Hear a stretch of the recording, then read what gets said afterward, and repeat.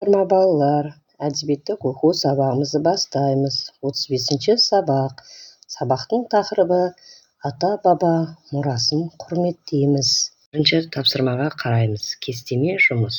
Топ түрлері және жұмыс түрлері. Топ түрлері. Ұлттық саз аспаптарын түсіндіруші топ. Жұмыс түрі суретпен немесе қимыл қозғалыспен бейнелеңдер. Екінші, зергерлік бұйым жасаушы топ. Топтастыру сызбасын жазу арқылы түсіндіріңдер. Үшінші, халық әнін орындаушылар мен күйшілер тобы. Бірігіп, бір-екі шумақ ән шырқаңдар. Төртінші топ түрі шежірелер тобы. Сызба арқылы түсіндіріп, мысалмен дәлелдеңдер. Саған қай топтың жұмысы ұнады? Жаңағы кестемен берілген бірінші тапсырмадағы топ түрлерін таңдап алып, соның ішіндегі қай топтың жұмысы сендерге ұнады? Жұмыс түрін сол топтың түріне қарай белгілеп, өз ойларыңды айтыңдар. Өте Тілеуұлы 1938 жылы дүниеге келіп, 2006 жылы өмірден өтті. Ақын, аудармашы, бұрынғы Ақмола, қазіргі Нұр-Сұлтан қаласында дүниеге келген. Балалардың сүйікті ақыны өз өлеңінде балаларға жазамын жырдың түрлі нұсқасын, қабыл алмай жаманын, тек тәуірін ұстансын деп жырлаған екен. Оқы. Біз қазақ баласы. Бабалар мұрасы, аталар мирасы. Бар байтақ даласы, біз қазақ баласы. Дәстүрді сақтаған, жет ата бабасын жадына жаттаған, біз қазақ баласы. Қобызын күңренткен, қолында күй шерткен, домбыра сырласы, біз қазақ баласы. Асаумен алысқан, жүйрікпен жарысқан, білген ат бағасын, біз қазақ баласы. Халықтық салт нұсқа, сөз сайыс айтысқа, бар ынта таласы, біз қазақ баласы. Оқуда, өнерде, үздікте, шеберде, ұрпақтар жалғасы, біз қазақ баласы. Ермек Өте Тілеуұлы. Балалар, сөздікке қараймыз. Мирас сөзі атадан әкеге, әкеден балаға қалатын мұра. Білген ат бағасын. Бұл жылқы малын жақсы көрген деген мағынада айтылады.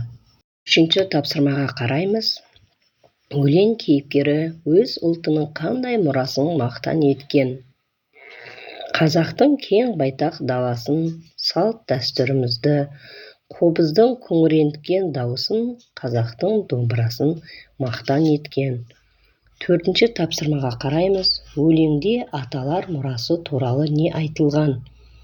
Өлеңде аталар мұрасы туралы атадан әкеге, әкеден балаға қалған мұраны айтып өткен. Тапсырмада балалар сөз сайыс айтысқа деген тіркестегі айтыс өнері туралы не білесіңдер дейді. Айтыс дегеніміз ауыз әдебиетінде ежелден қалыптасқан поэзия түрі. Топ алдында қолма-қол суырып салып айтылатын сөз сайыс. Жыр сайысы ақынның талантын шыңдайды. Алтыншы тапсырмаға қараймыз. Үлгіге қарап, өлеңнің таңдаған екі шумағының мазмұнын қысқаша жаз. Үлгі берілген. Бабалар мұрасы, аталар мирасы, бар байтақ даласы, біз қазақ баласы. Шумақ мазмұны. Қазақтың кең даласы, ата-бабамыздың бізге қалдырған мұрасы. Біз осы жердің иесіміз. Өлең және шумақ құрастырып айтайық. Өлең. Дәстүрді сақтаған, жет ата бабасын жадына жаттаған, біз қазақ баласы. Шумақтың мазмұны. Қазағымыздың дәстүрін сақтаған, жеті атамызды жатқа білетін қазақтың балаларымыз деген мазмұнын қысқаша жеткізе аламыз. Жетінші тапсырмаға қараймыз. Қазақтың жақсы дәстүрін сақтап, жалғастыру үшін не істер едің? Қазағымыздың жақсы дәстүрін сақтап, жалғастыру біздің, яғни болашақ жастардың қолында.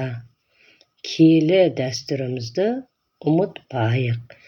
Балалар, өлеңнің ұнаған шумақтарын жаттап алыңдар. Балалар, осымен сабағымыз аяқталды. Назарларыңызға көп рахмет. Сау болыңыздар.